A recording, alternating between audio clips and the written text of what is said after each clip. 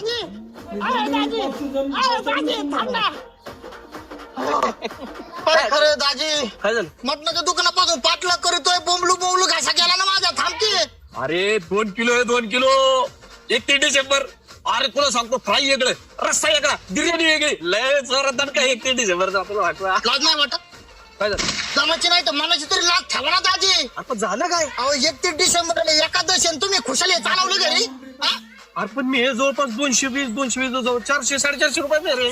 अरे नाही रे, या माणसाची कधी प्रगती नाही होणार. आज फिरून फिरून तिथंच येतोय. वर्षाचा शेवटचा दिवस त्यातली त्यात एकादश असं नाही ऐकायचा.